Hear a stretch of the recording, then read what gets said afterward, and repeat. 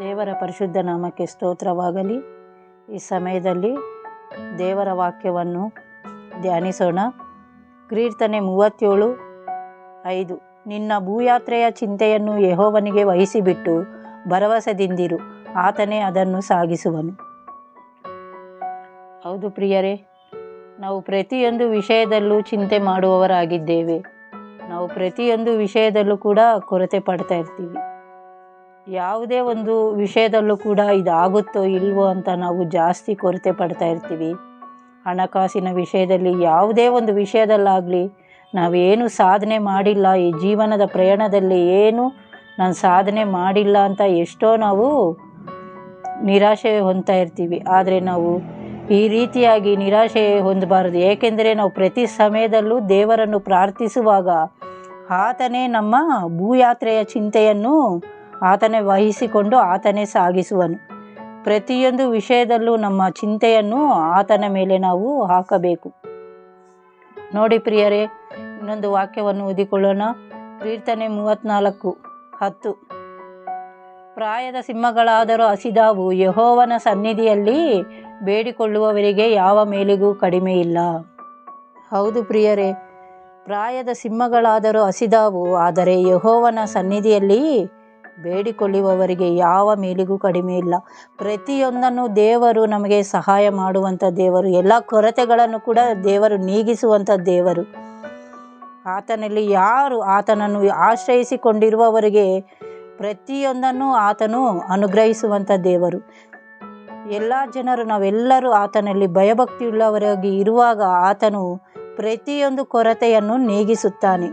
ಆದುದರಿಂದ ನಾವು ಯಾವ ವಿಷಯವಾಗಿ ಚಿಂತೆ ಪಡದೆ ಸರ್ವ ವಿಷಯದಲ್ಲೂ ನಾವು ಆತನನ್ನು ಸ್ತುತಿಸುವವರಾಗಿರಬೇಕು.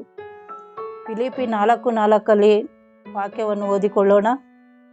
ಯಾವಾಗಲೂ ಕರ್ತನಲ್ಲಿ ಸಂತೋಷಿಸಿರಿ, ಸಂತೋಷ ಪಡಿರಿ ಎಂದು ತಿರುಗಿ ಹೇಳುತ್ತೇನೆ. ನಿಮ್ಮ ಸ್ಮರಣೆಯು ಎಲ್ಲ ಮನುಷ್ಯರಿಗೆ ಗೊತ್ತಾಗಲಿ, ಕರ್ತನು ಹತ್ತಿರವಾಗಿದ್ದಾನೆ. ಯಾವ ಸಂಬಂಧವಾಗಿಯೂ ಚಿಂತೆ ಮಾಡದೆ ಸರ್ವ ವಿಷಯದಲ್ಲಿ ದೇವರ ಮುಂದೆ ಕೃತಜ್ಞತಾ ಸ್ತುತಿಯನ್ನು, ಪ್ರಾರ್ಥನೆ, ವಿಜ್ಞಾಪನೆಗಳನ್ನು ಮಾಡುತ್ತಾ ನಿಮಗೆ ಬೇಕಾದದ್ದನ್ನು ತಿಳಿಯಪಡಿಸಿರಿ.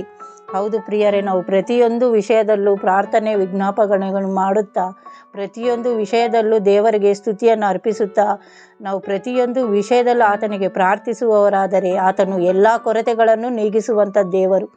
ಈ ಸಮಯದಲ್ಲಿ ಯಾವ್ಯಾವ ಕುಟುಂಬದಲ್ಲಿ ಯಾವ್ಯಾವ ಕೊರತೆಗಳಿದೆಯೋ, ಆದರೆ ಮನುಷ್ಯರು ನಾವು ಮೇಲ್ನೋಟ ನೋಡುವವರು, ಆತನು ಹೃದಯವನ್ನು ನೋಡುವಂಥ ದೇವರು.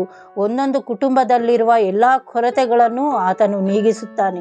ನಾವು ಪ್ರತಿಯೊಬ್ಬರೂ ಬಲವಾಗಿ ಪ್ರಾರ್ಥನೆ, ವಿಜ್ಞಾಪನೆಗಳನ್ನು ಮಾಡಬೇಕೆಂದು ಈ ಸಮಯದಲ್ಲಿ ಕರ್ತನ ಈ ಸಮಯದಲ್ಲಿ ಎಚ್ಚರಿಸುತ್ತಿದ್ದಾನೆ. ಈ ಸಮಯದಲ್ಲಿ ಚಿಕ್ಕ ಪ್ರಾರ್ಥನೆ ಮಾಡಿಕೊಳ್ಳೋಣ.